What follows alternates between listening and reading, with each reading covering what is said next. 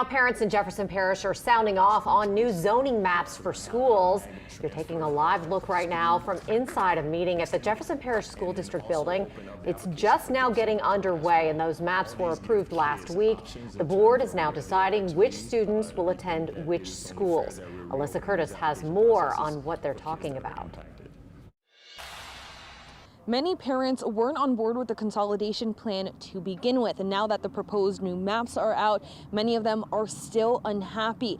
While parents feel unheard, JP School Board President Ralph Brandt says all of these concerns have been taken into consideration.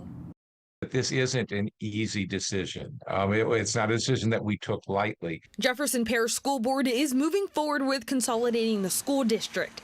Now the next step is figuring out exactly where students will be going to school. It's another step that Southern Poverty Law Center attorney Lauren Winkler says parents feel unheard about.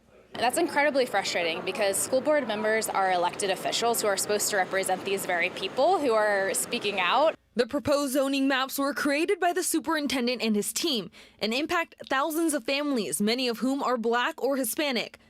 The Southern Poverty Law Center has asked the Office of Civil Rights to look into the plan, citing Title VI violations of racial discrimination. Not only that, but as we've dug a little deeper, is also impacting families whose home language isn't English. So there are also these access issues when it comes to people being able to be involved in these school board meetings and having a voice. But JP School Board President Ralph Brandt says communities of color are going to be impacted when they make up much of the district.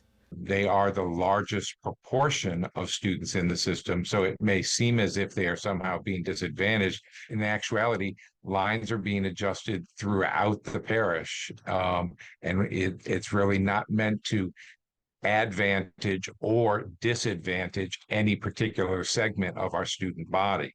Some parents I did speak to say that they are on board with the school board's plan to consolidate all the schools, but they didn't want to speak to us about it on camera. Today's school board meeting is set to be a public hearing.